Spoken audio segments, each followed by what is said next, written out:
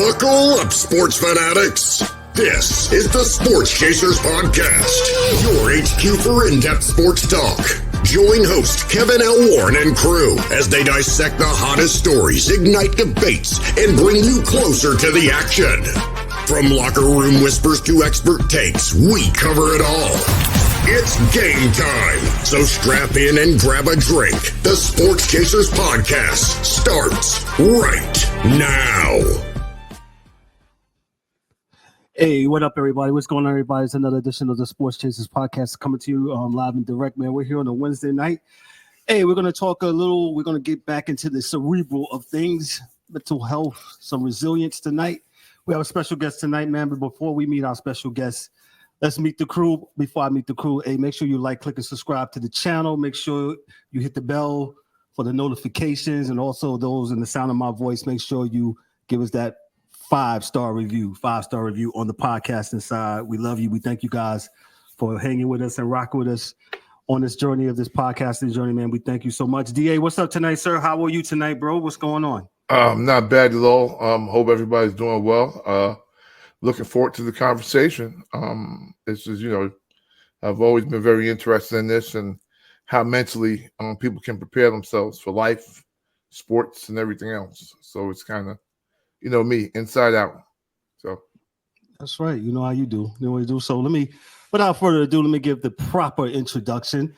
She's an American writer, entrepreneur, and academic researcher born in Noblesville, Indiana. She is the second youngest of 5 children, founder of a steel manufacturing company. Her childhood was spent in the midst of cornfields and cows, attending Heritage Christian School in Indianapolis. After completing a fashion merchandising program at Bowder College in Arlington, Texas, she returned to Indiana, where she eventually found her passion for writing her debut novel, Crossroads, a suspenseful masterpiece, which was released in February of 2023, endorsed by best-selling author J.J. Hebert and Golden Globe nominated actress Mariel Hemingway. The novel has been hailed as a captivating crime thriller that keeps readers intrigued from start to finish. While pursuing her academic explorations, she attended the University of Phoenix for her doctoral program in business and earned an MBA and a bachelor's in science management from Indiana, Wesleyan University. She writing spans from educational works in fiction and well-known for research and emotional intelligence. Her academic achievements extend to being a prominent leader presented at the United Nations Global Compact Committee, man. Without further ado, let's introduce tonight our special guest tonight, Ms. Rhonda Parker Taylor. Let me give her some applause. Yeah, we got some real applause tonight. Thank you. And thank you for having me. I'm excited. And as you were sitting there reading my bio, which is way too long for you to have to go through that, I was thinking, people are probably thinking, what does sports have to do with any of that? I'm here to talk about sports. And let me tell you what it has to do with. Standing strong and keeping moving forward is the model for everybody. How do you do that? How do you raise higher? How do you reach further? And the only way you can do it is through your endurance. You take athletes every day through all their calisthenics, all their drills. Doesn't matter what you're doing, you're going to make sure that you get a certain amount of time on those basics. And if you don't have the endurance, you're gonna just flop out. Wilt away. And I know you as coaches and podcasters and people that follow the sports, you've really got to think of, how do you believe in yourself when the journey is yours? That's right. And there's nobody there but you to make sure it happens. It is hard. It's very hard. Yeah. And I used to hate it because being from the Midwest, you think, okay, they actually called Noblesville Nople or Noblesville a lot of times as a nickname. It's not like being from Brooklyn or being from Atlanta or Manhattan. You're from Noblesville. Okay, what does that tell you? So that self-talk sometimes is real. And when people get it in their heads, and if you're an athlete, you have to realize you have to become your authentic self to be successful. There's nobody like a Reggie Miller.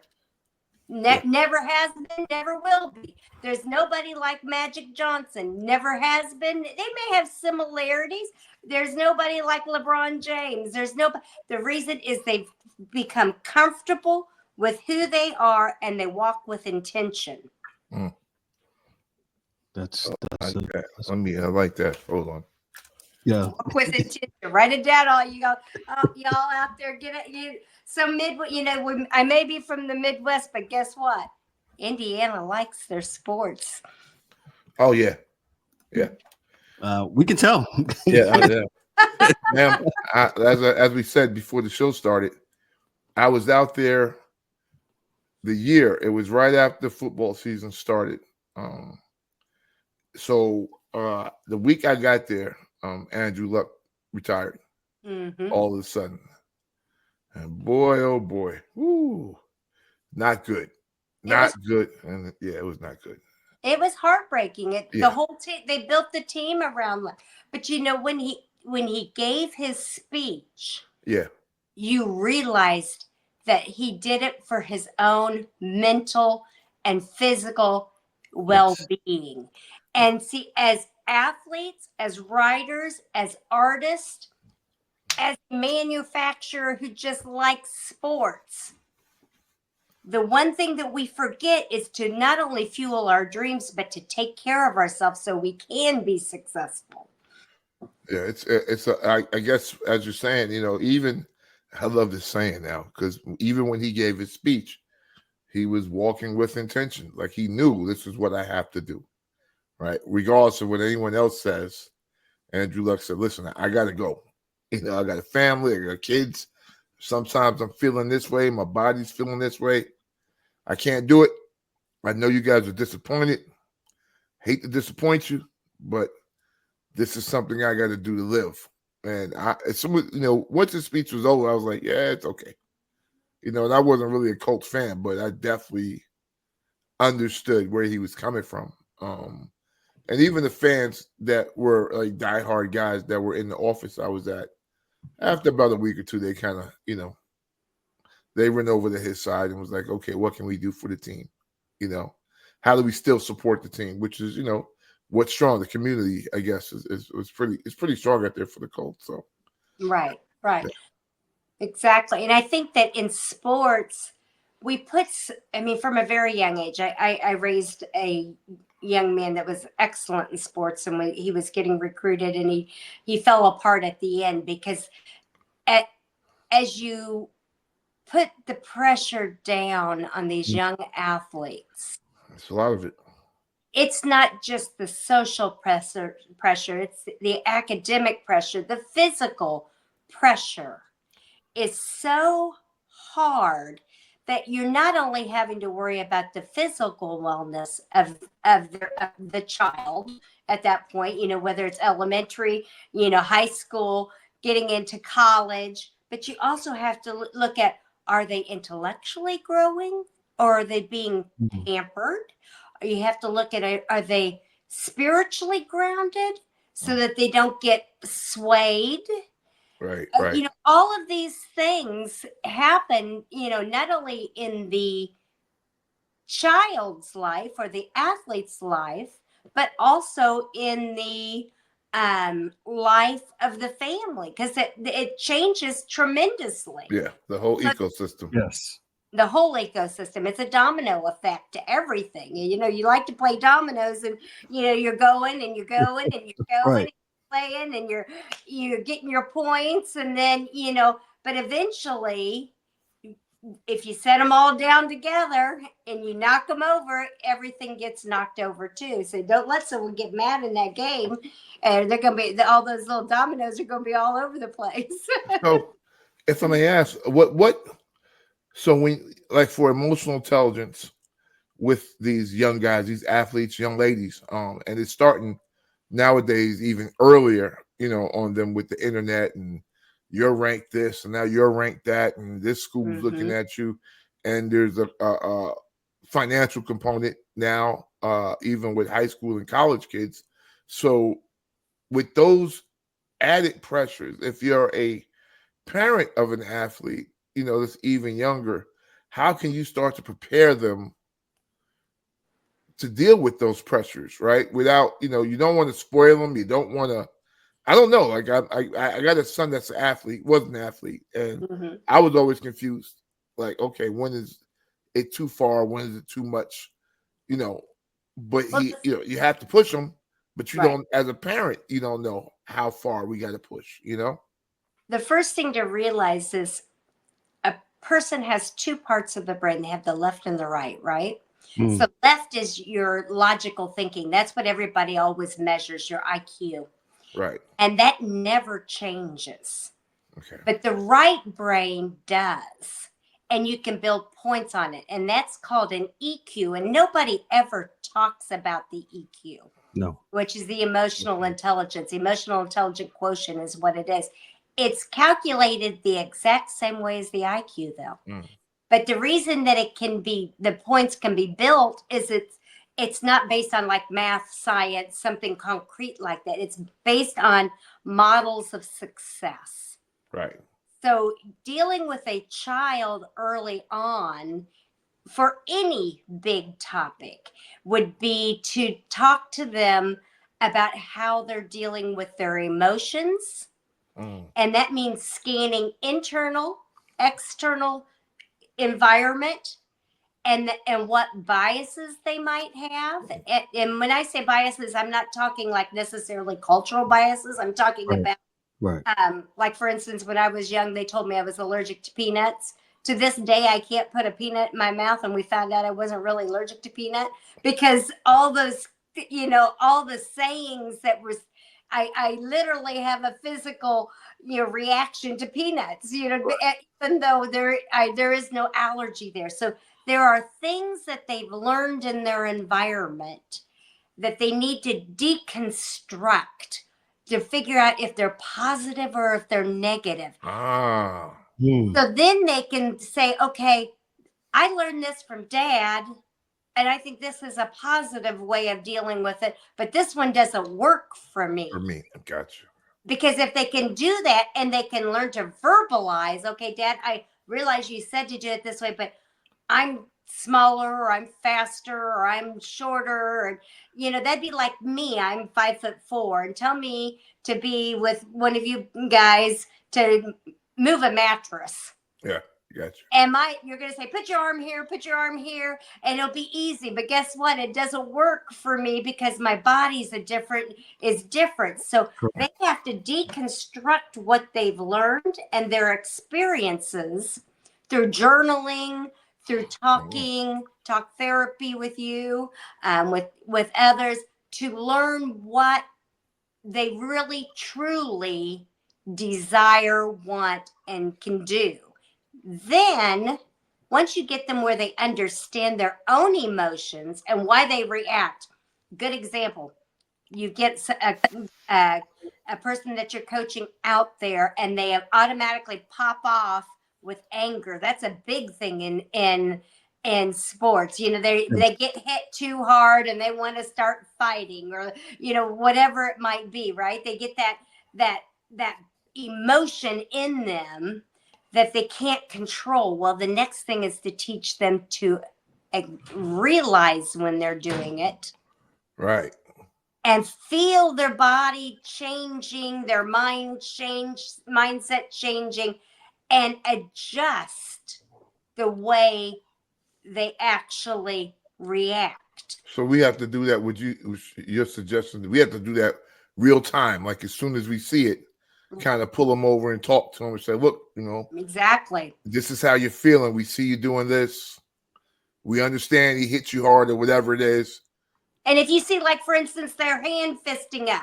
Yeah. Whatever you see that is a physical reaction to that emotion, then you can pull them back and say, okay, how do you feel about that? Right. And what could you do to make that more of an internal, to be a better athlete and a better human? Gotcha. Because it's really about both. Right. And then the second part of the emotional intelligence aspect of it isn't just the person's emotions. It's being able to recognize other people's emotions and navigate that to control it, just like they did their own. Maybe they see another athlete balling up their fist, or maybe they can hear the muttering and they're seeing patterns. It's no different than in a boardroom. When you walk in, you scan the room, you try to determine the emotions, and you try to figure out how you're going to get the sale.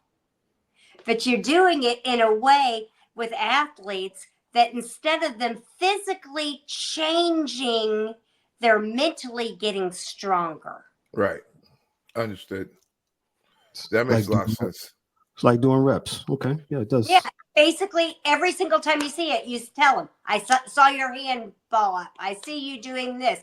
Take that emotion and hit the dummy, and whatever it may be, or do, three point shots or whatever it might be. Do some laps.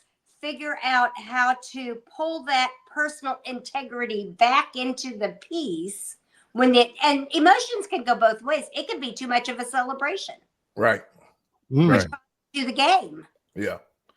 Yeah. I've seen that too. So yeah, I wanted to ask you another question, because you just, in this new world that we're in now, right? Because you talked about the boardroom, and that's kind of where I live my life at nowadays. But with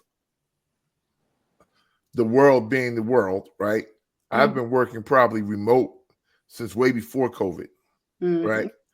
So with the emotional intelligence, it's a lot easier to do in a physical boardroom, right? When you're sitting around people and actually can see their emotions and kind of figure out what they're doing. How can you do it blind? Because I don't really see anyone now, maybe once in a while my boss's boss will get on and we'll be, in a conference where we're actually talking. But most of the meetings, there'd be 15 people on there. You just see the name pop up. Like, you don't necessarily see anybody anymore. You're talking, you're going over topics of discussion, so forth and so on. But from the emotional intelligence perspective, how can you kind of read the room if you can't really see the room? Now, you can hear the room, but you can't really see the room. Well, first, there should be some kind of guidelines that their cameras need to be on. We tried that, but I got you. Yeah, and then there has to be some kind of guideline that's going to improve the breakout sessions that you do, and then also, asking questions that make them respond, even if you physically see them. Maybe that, some people are still in their pajamas when they're working from home. I get that, but they can still participate. Participation is important in every sport, whether it be the boardroom or whether it be the field. Yeah. And so if a person is not participating, are they really on the team? Right. And that guideline needs to be there. So asking questions that make them have to make sure that you have them in the active listening phase. Right. Is important. And then by doing that, for instance, what you would do is give them a case scenario, make them break off in twos to do something, and then come back and present it to you of how you're going to resolve the problem. Yeah, because a lot of times, even myself, it's very easy to become a talking head. Right. True. And then they don't have to do anything but sit there and listen and wait till the time's over until you say goodbye, and then they can and they can mute you if they want to. Yeah. Okay. Yeah, and I guess in the sports world, it would be the same thing. Making sure if you're coaching, the kids are involved, they're communicating with each other, you're communicating with them. You're making sure everybody's kind of got their head into the game or into whatever it is to ensure that everyone's participating. You don't want kids just standing on the side kicking rocks Exactly. or, cow patties. You want them kind of, involved with what you're doing. They send you the practices or of their meetings. In today's technology, they could send you a video of every meeting that they've had. You don't have to look at them, but you could spot them sometimes. And then you have, it's not about life being a micromanager. It's about making sure that you're getting the message across and that you're all aligned with the same vision. So outcomes are most important. Yes. And the vision has to start from the front. I have a life balance book that's coming out after Christmas. And one of the reasons why I felt so strongly about it is because so many times we don't even know what our own mission is for our own self, let alone everybody else's. So the very first thing I do in the book is say, if you woke up tomorrow and everything was perfect, what does that look like? And you describe it. That is your vision. Now you can narrow it to just basketball, football, the season. You can talk about the Miami 1972 season, perfect season, and how they did it. And they say, okay, how are we going to put this together? But then it's called a miracle question. If tomorrow's miracle happened, what does it look like? How do we vision it? What are we going to do? That also prepares them mentally for both the ups and the downs. And then you tell them, or you help them establish it into small chunks. For my physical wellness, this is what I'm going to do. For my intellectual, I'm going to do this. For my emotional well-being, I'm going to do that. For my personal integrity, which is very important to an athlete that is going to be bombarded with everything from alcohol, drugs, popularity, people not liking you because you're an athlete, people liking you because you're an athlete. All these things so personal integrity and having a core value that they relate to and understand. Coach Dungy is the perfect model of integrity. Great guy. If you want somebody that has both the spiritual connection and the personal integrity, but many people don't even describe those in their playbooks. Gotcha. Yeah. Wow. So that's more of a holistic approach to the players, that you want them to have integrity, take care of their physical and mental well-being of not just themselves, but the folks around them, their wives, their kids, and or if you're a kid getting a scholarship offer, your family, and you can't, I guess, take everyone's opinion into account, because you're going to be the one going to that school, but you want to at least try. I guess I don't know how you would do that, right? I don't know, because you can't make everybody happy. No, you can't make everybody happy, but they can be grounded in who they are, and then they can walk with intention. That is the bottom line, is walking with intention and being balanced enough that you don't get out of sorts. See, many a times when there's success at the other end, we end up putting so much into the fact that we want that success that we get so ungrounded in everything else that we have nothing to pull ourselves back with. Wow. I don't know if you remember the Davis boys that used to play for that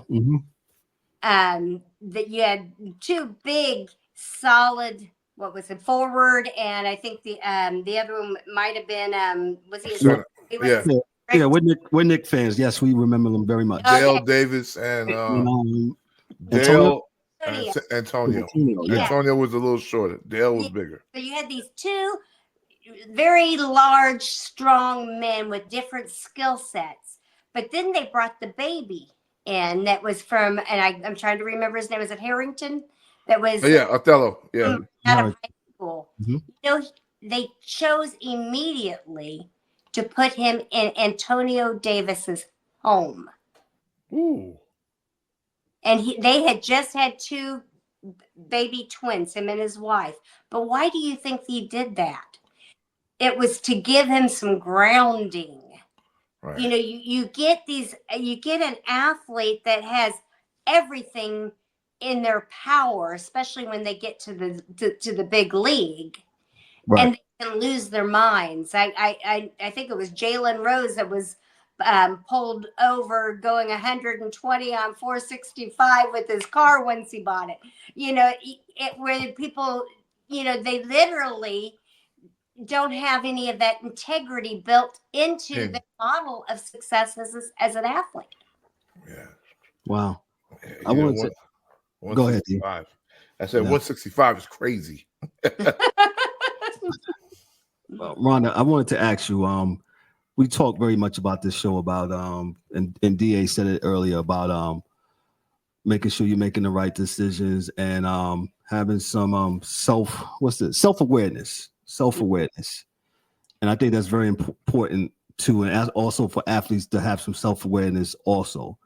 But my question to you before I get to that is, how did you get started into this mental aspect of this discipline of this right now that you're in for emotional intelligence? How did you get started in this? What made you want to get started in this and correlate this with sports? Well, first, I wasn't the brightest bulb in the bunch. Stop. Me either. Good enough. So we're good. And you know, and I got into college, and I read a couple of Daniel Goleman's books on emotional intelligence. I'm like, wait a minute, I don't have to have a 280 IQ to be successful. Right. I can still work on the interpersonal, the intrapersonal, the stress management, and the general mood and be successful. So that was the first step in that whole journey. Then out of wanting to make a name in academics, I saw that the UN Global Compact Committee, which is part of the UN, it's part of their sustainability committee, were calling for papers, and they were going to be in Ohio at Case Western. And so I and one of my cohorts in school, we decided we wanted to write a paper for them and see if we could get them to approve a study of national leaders, which is just domestic leaders that are in one country of CEOs, and multinational leaders. And we wanted to compare their emotional intelligence scores on all 21 planes. Oh, wow. And when we did it, you know, you could hypothesize or guess that, you know, the multinational leader that works in more countries is going to be higher emotionally intelligent, which was the case, except for the domestic leader was higher in two areas. And that was self-impression of self. Of course. And the lowest score for empathy. So that means we have all these groups working together in one country, and they have no impulse control and empathy, and they think very highly of themselves. And that fits perfectly of what you might think an individual that has everything handed over to them. Right. So then I started putting it into different populations and how can we improve how we do things from a professional pursuit of the arts, writing, sports. And I've been a sports fan since the ABA days. My parents got their first season tickets for the Pacers at the Coliseum. To save the Pacers, they had a telethon, and then we were going Wow. with Billy Keller, and and we'd watch them. So I was watching in the womb, basically, and grew with them all the way to Market Square Arena, now Lucas Stadium.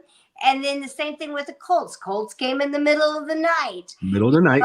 And my mom put her name in the hat for the season tickets. She got the first season. They sucked, but we still showed up because that's a true fan. Right. And a true athlete, you still show up even when you're not doing well. And then you have the emotional piece of that. Do we still love the game? Or you there? Yeah. And that's where it all kind of came. We have an athlete right now with the Pacers that's talking about he doesn't have the love for the game right now. Let's talk about that. Let's talk about that. Dive into that a little bit. He doesn't have the love. DA, what's the guy's name? I can't remember his name. What's his name? Tyrese Hilbert.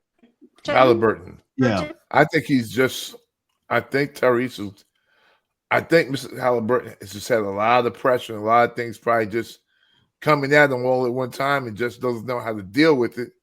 And he knows it all stems from basketball. And he's like, I got to get away from that because at this point in time, that is what's everything attached with the emotions. The emotions. Money, he doesn't want none of it, So. And how do you become your model of success when there is no joy? What I would, if I were to advise him, I would say deconstruct all 13 dimensions of your life and reset the goals, the 1 year, 3 year, 5 year goals to make you emotionally stable. Are you enjoying every aspect of your life? And I'm talking about not spending money. So are you opening up your blinds and enjoying the yard? Are you sitting down and having coffee and watching the deer? Whatever it might be. It might be that you like, the cars below because you live in a skyscraper, with a front door man. It doesn't matter what it is that you've chosen for your life. Are you enjoying it? Are you spending that intentional time with your great aunt that's 80 years old and you haven't been able to talk to them? Are you bridging the relationships that maybe you burned? There was a period of time that for my father, I had to send him an email once a week. Right. I didn't want to hear what he had to say, and he didn't want to hear really what I had to say, but I was going to make sure we kept the connection. Right. So are you doing those things to make sure that you're hitting all 13 dimensions that make you happy? If you like to do a puzzle, at least get one in a year. It doesn't. Right. And I think a lot of people, including myself, I'm guilty of this, with exuberant contracts and money, and the Beatles and Blackstreet said, money can't buy your love, right? No. And it just exacerbates, I guess, who you are sometimes, and people say, oh man, he's making $30 million. What does he have to be sad about, man? And I got you, Kevin. People understand it's not the money. Yeah, it's not the money. I've absolutely now get it, because I used to be one of those. I was like, man, well, how could, and like you said, we talked about Ben Simmons on this show. I mean, if it's something, I don't know what it is. What can you do to solve for it to get your mental health and wealth right? And that's deconstruction of life. So my first debut novel, Crossroads, hits on that subject. So it's a crime thriller based out of Indianapolis, and you got the jury trial, everything. You're going to say, what does that have to do with life balance? Everybody's out of balance in there intentionally. You've got the workaholic that gets called for jury duty. Throw something at a workaholic that's not in their schedule, everything falls apart. You've got Indeed. That's my wife. Are you a workaholic? No, my wife is she's not good with change. If something has to change, it's a major play. It's a whole production, whole production. So I'm like, golly gee. And so then you have the young man that's dedicated to his friends. And that's the only thing that matters. And he has to decide whether he's going to turn state on his friend because he got in the car that night. Right. And then you have all these people that have imbalance in their lives. And the only thing that they have that's holding them together is the rooms that they have to show up at. Right. And then they have to reflect. And if you can get people to reflect on why they're making the decisions they are, and it's why Mariel Hemingway endorsed Crossroads. She said, everybody comes to a point in their life and a crossroads where you have to make a decision. Yes. And that decision is success or failure. So, and that's where we get to the real point of anything in an athlete's life or anybody's life. Excuse me. And she said, even chocolate has an expiration date. wow. I had to go after she said that. I had to actually go and start looking at chocolate. Yeah.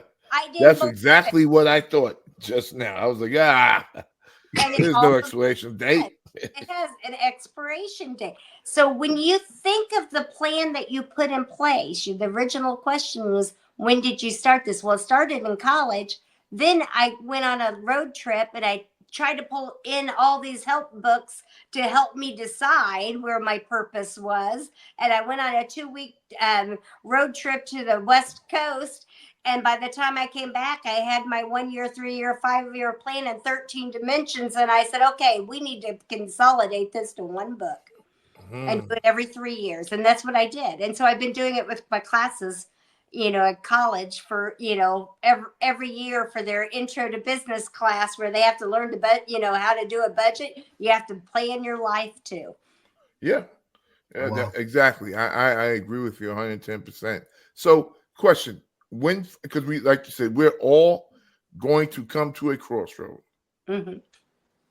How does a kid, person, even adult, because it really doesn't matter, it can happen to all of us, kind of deconstruct just for themselves first, and then the outward, without taking the opinions of your mother, your friend, your father, your cousin, because this is actually going to be a decision that you have to live with.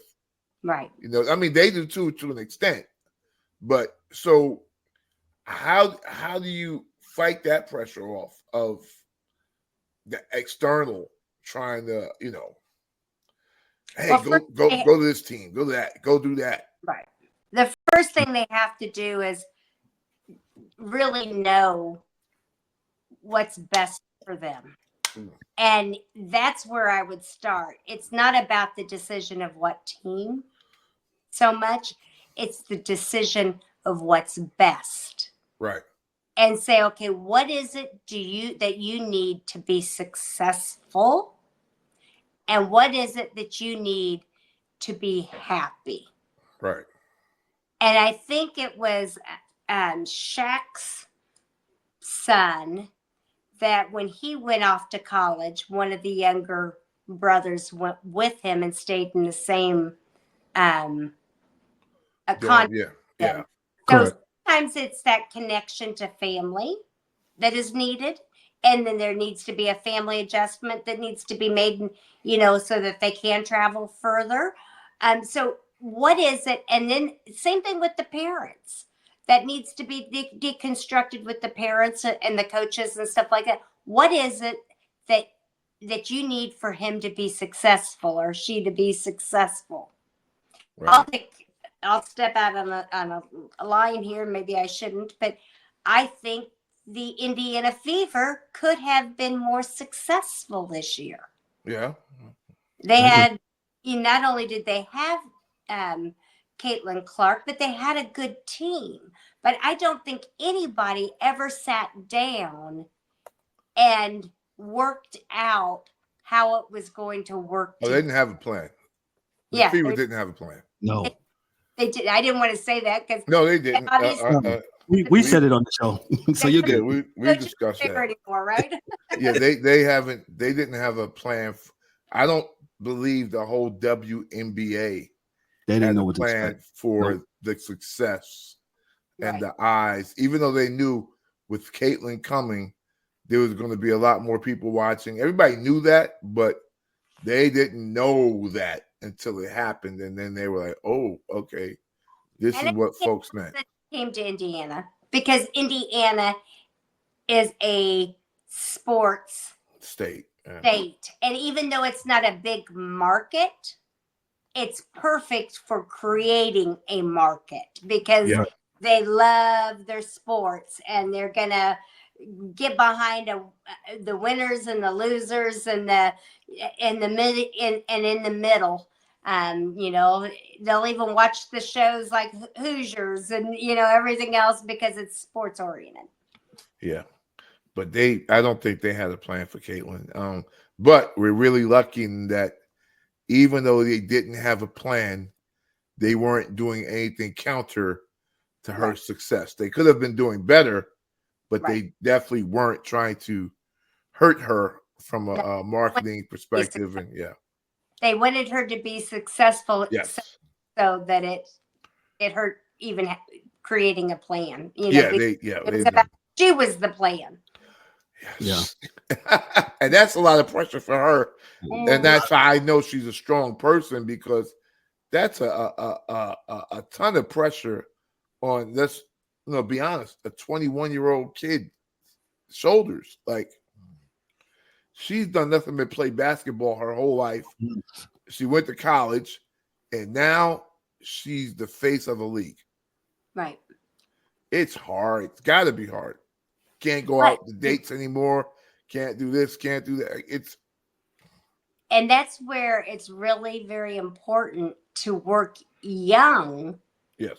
On helping them become resilient and emotionally strong, because then you learn that practicing resilience starts in the small things, not having road rage, not having incidents in practice, finding hope in dark moments and learning that that's an important part, because life is always going to hit at some point. You can't shelter an athlete or anybody from life. You're going to lose a parent. You're going to, have heartbreak. You're going to, have to struggle sometimes with your, your shot or your, whatever it may be. You might have an injury, but that makes them vulnerable. Right. And then if you don't find that vulnerability can also be your strength and get that resilience back, you stay down and stuck in a rut. Right. And like you said, resilience, you don't come back. No. Yeah. That's when we see, I guess. So I guess you're saying that when we do see athletes that kind of like just, it seems like fall off a bridge, not literally, but their career and everything starts spiraling out of control. So you're saying they hit that crossroads and it knocked them for a loop, and they just weren't built up enough to come back from it. Right. Because that's no different than winning the lottery. Ooh. Most people that win the lottery lose all their money. Yeah. The first couple of years, you're right. Yeah. And why is that? Because it's dropped straight on them all in one day. Boom, you're there. And then everything is easy and accessible. And where is grounding? Where there's no grounding left. And then maybe they can hold on for it because they're excited about being in the league for a little while. But when you get to the burnout, when you get to the rust out, when you get to the down to the trenches, it's time to dig in and get strong. It's a whole lot easier to pick up, a drink or a girl or a guy or or not show up for practice because my body's tired. Right. And you can't do that. Go ahead, Kev. I'm sorry. No, you're good. I was going to get this other question in here. It says sports often bring together people from diverse backgrounds. In your view, in your eyes, what's the role does emotional intelligence play in creating an inclusive team culture that celebrates these differences? As you know, football, 52 people on the team, baseball, 20-something, basketball, more than 12, 13, 14 people. Your thoughts on that question? Well, the first thing is you better know where your beliefs came from. Right. And that's for all of us. If you don't know your history and the good, the bad, the ugly, and admit it, You can't get. it's very hard to sit in. And we'll go back to the peanut. I get, I try to eat a peanut. I go through all kinds of emotions, right? So if that's already in you, you've got to deconstruct yourself Right. because Right. you're going to be facing people every day. And then realize that you're not the only one that has these emotions. Because when you get those emotions in a room, sometimes they're pretty strong, and you can use it for the good, or you Yes. can use it for the bad. Right. And when you do that, healing begins with a story. Mm. If you can let someone know like for instance, my father, he was an immigrant. He was a Polish immigrant that came over in 1913. And you would ask him, what is your, what is your authenticity? Where you come from? He says, I'm a Pole. Very proud. He came over here at 5, 6 years old on the boat. We found the documents where they came and everything. And then when we're looking at the documents, the name that signed him out was Jewish. Hmm. Mm. And as we went back through the records, he was a Polish Jew. But they would have never told a child going to a boat to get out of a country that was killing all Jews that he had Right. any Jewish background at all. And to Wow. the day he died, he was so conditioned in his head that he wanted to go out like a Pole. He wanted Polish sausage. He wanted his vodka. Ah, And why? Because he was conditioned to believe one way. So if you can find strengths in the story and help people bridge those gaps and create empathy in that process, Well, that's important. empathy, all part of the emotional intelligence model. If you don't have empathy and can't put yourself in somebody else's shoes, your emotional intelligence score is going to be very low. You're going to be a sociopath.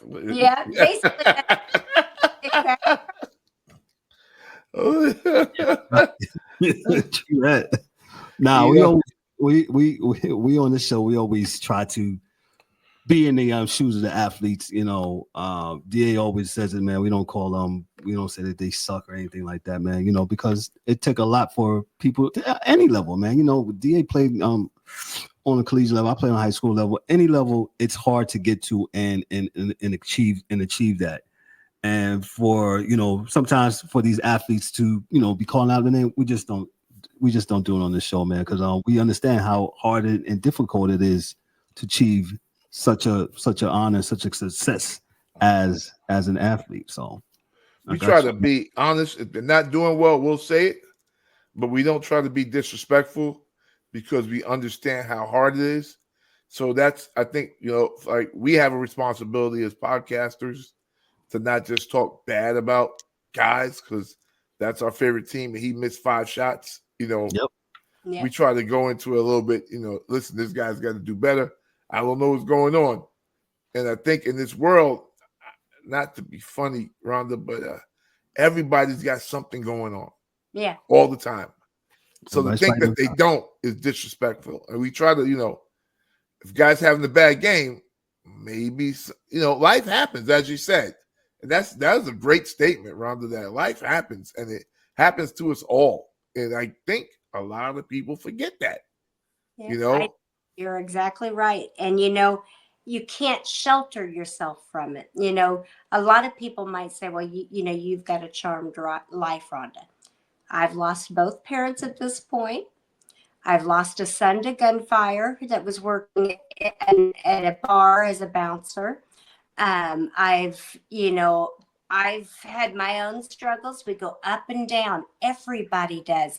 And the only reason that I can say that my success happens is because every time someone put their hand out because they had empathy for me. It didn't matter who it was. It was a teacher in my junior, senior year that sat down and tutored me over the summer to make sure I graduated. I would never have been able to go to college. It was when my son was shot. It was the House of Jesus on 38th and Meridian, or 38th and Meridian, which is, it was like 50 people I pulled in one day because I couldn't hold myself together, and they laid hands on me, and it made me feel comfortable coming there or anytime I needed it. So life hits us. It's up to us as communities to pull that hand and push it in and say, let's lift you up, and then teach. But we can't make them take the steps. Right. It's naming it and claiming first what's happened, whatever the drama, life hit, it could be as easy as for us. We might say, well, a boyfriend and girlfriend breaking up is nothing. But when it was our heart broken, it was something, right? Right. Whatever it might be that's got them in that emotional state, when we put something in there, that little seed to help them push themselves up and give them the resources, then we've done what we're supposed to do. Giving them an environment to be better in, I guess. Right, exactly. And the comfort of the connection. Cool. Yeah. It makes a lot of sense to me. Yeah. Hey, kudos to you for, that's heartbreaking for some of the things you was talking about. But I think, man, when we talked before, I told you one of my favorite words in the dictionary is resilience. Which resilience is what? Just the ability to bounce back, and sometimes you have to build up resilience. And kudos to you for doing that, and kudos to anybody out there. You know what I'm saying? That's out there, and life is life, and as we often say, right? Mm-hmm. And you just have to have the ability, and hopefully, like you said, somebody reaches out to you and takes you by the hand and able to lift you up while you're going through your struggles. And our athletes are no different than that, and they are going through life every day, and we have to understand that from that perspective. DA always says to me, he said, Kev the kids. I say, yeah, they're taking money.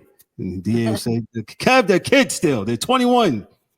So he has to reel me back in sometimes. Yeah, so it's life happens, so it does happen. And anytime that if anybody's out there, any one of your kids are listening, anyone your athletes are listening, and maybe they're going through some mental health issues, there is nothing wrong with getting help. And always know that the longest journey is shorter with the first step. I'm writing all over this paper, Rhonda. Well, I could do it an easier way than writing it. Go back to Rudolph the Red-Nosed Reindeer. Put one foot in front of the other. Boy, okay. That's CBS. That's CBS in the 70s, and I'm feeling really old right now. So yeah, I remember watching them. It probably should have came on already. Not yet. I don't know yet, but they're coming. Because I saw the Snowman Frosty was on the other night, so I was like, golly, geez, it's not even Thanksgiving yet, folks. So can we give Frosty a break? But always advertising something, always marketing something. So I understand. This is the world we live in. So yeah, definitely. Yeah. Let me get one more thing in here, Rhonda, before we wrap up here. Let me get this. How do you think the themes of community and support that you explore in your storytelling, relate to the world of sports? Do you see the similarities in the way communities rally around sports teams and the support systems in everyday life? Your thoughts? I think that, first of all, storytelling is a way of bringing people together. And that's why I like bookstores, is because people come with a mission. Yeah. And that mission is to find their next great escape. Excuse me. They come to sports for the same reason. They come to escape their life, to look at what they think of as that gladiator vision of winning and losing and be the winner, whether it be the Cinderella team, whether it be, the one that's undefeated, whether it be one that's struggling to make it and they hope it's a win. It's the story of success that everybody's looking for. Because when we are in our everyday lives, we forget that we have our own story of success. If you work for the government, it's a story of success. If you work for, General Motors, it's a story of a success. If you work in a steel plant, it's a story of success. We forget that our lives really matter. So when you put yourself in the athlete's shoes for that moment, that pressure that the athletes feel to win and the competition, where they're giving the audience also hope, even in the darkest hours. Maybe it's a zero team, there's still hope there that they're going to win, but they're waiting for that success, that power of the storytelling of how they won that game, and then they can talk about it all week long. And for the athlete, they are the main character. Wow. God darn it. And people are wanting to root for that main character, but not every story has a good ending. No, that's true. There's always the winner and the loser.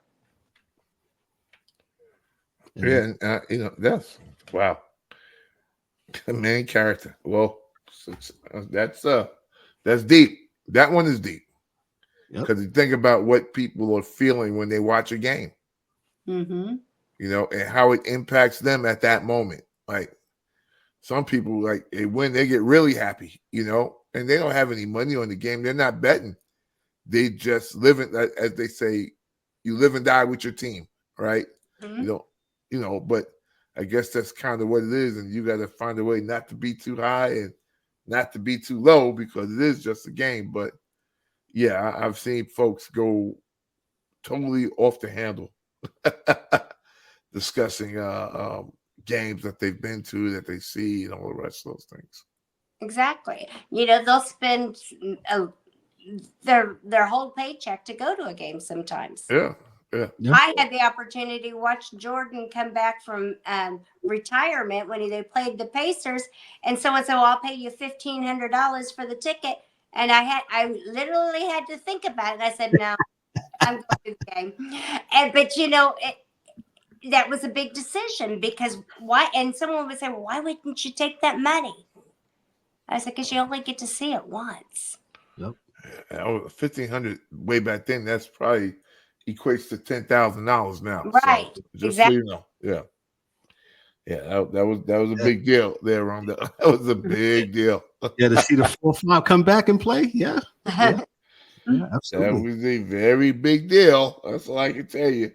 To piggyback on what you said, Rhonda, we here at the Sports Chasers, and one of the quotes that we have on the website, and we love sports because sports brings people together. And just like how you were saying, and also, I just love the fact how sports brings people together, and it doesn't matter what walk of life you're from or whatever.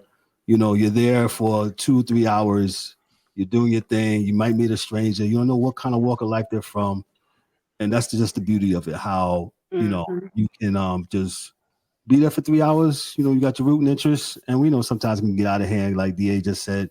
But for the most part, man, most people are there to escape. Yes. They're every day. Their life. And they have all these new characters around them. It doesn't matter whether it's a playoff game or a regular game. It doesn't matter if, and then when the big games come, the playoffs, that's even makes it more. Right.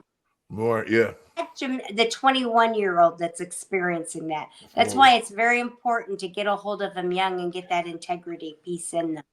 Yeah, because I can see how it could go way off the rails at that age with all that stuff coming at them. I mean, listen, and I know we gotta go, but on that note, like I think about Darryl Strawberry and Doc Gooden with the Mets back in the days. and they ended up on drugs. But those guys were young with tremendous success. And we're talking about 19. teenagers Mm-hmm. on TV, hitting Mhm. home runs and pitching and trying to win championships at 19 years of age, man, In in New City. York. So, yeah, I can only imagine how hard it is. And It's hard especially to stay grounded, and it's very hard to stay grounded. So if they don't have a mission and a vision of what they really want things to be like, then it'll be very easy to be swayed in a direction that's not going to bring them happiness. yeah. And you don't know because you just know you're an athlete. Mm-hmm. So you don't actually know your real self at that point. Mm-mm. People just say, hey, well, Rhonda's, she can shoot jump shots and she never misses. And they don't know about anything else you're going through. Mm-mm. And they don't care. Nor do they, yeah. No. So you have to. Empathy has to kind of pick up as we go along. And you got to kind of fit, yeah. Oh, man. Ma'am, I really appreciate this. I've written down a lot of lines that I'm going to use in my life and, with kids, because it makes a lot of sense to me. And I think you've broken it down in such a way that it'll make a lot of sense to them. So, and for their parents, I'll tell them to get your book. Okay. Required reading. Thank you. And thank you for having me. I'm so glad that we did this. I think that if we can start teaching our young ones about emotional intelligence, they're going to be better off than all of us. Yeah. And I believe when you're not busy, you gotta, it would be such a benefit to any type of team of kids for you just to be there and to talk to them about, hey, what they're going through at 10, 11, 12 years old with their parents on the sideline screaming and yelling like they're nuts, to how they, listen, you got to not block dad out, but you got to figure out a way, to do your job here. Mm-hmm. And don't let your fathers, wanting to relive his, life through you. Right. And then you can talk to the dad after that and say, hey, man, you're crazy. Leave your son alone. You can play. So, which is probably the harder part. So, yeah. It is hard, but it's doable. If ma'am. He starts doing their piece. Well, I thank you again, Rhonda. I really do. I do appreciate you. Thank you. Rhonda, where can your book be found? We got the book here on the screen. Where can your book be found? It can be found on Amazon, Barnes & Noble, BAM, any of the major booksellers. If you're in the Indiana area, I've gone into all the stores, all the Barnes & Noble stores, and signed them, so you can get a signed copy for your gift giving or for your own sake. If you're in the Illinois area, there are some of the stores there that I've been able to get up and sign. Other than that, you can order it. Reach out on my website, RhondaParkerTaylor.com. All my social media is RhondaParkerTaylor.com. And if there is someone that wants me to speak to their kids, I would be glad to do so. Got it. The website I'm gonna call my cousin.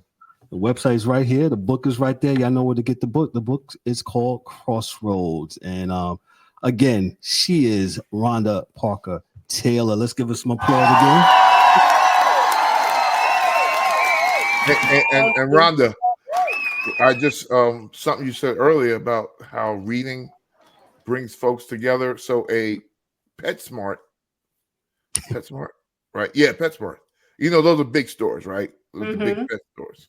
It closed down. You know what they put there? And I hadn't seen one because they had all closed in the Charlotte area.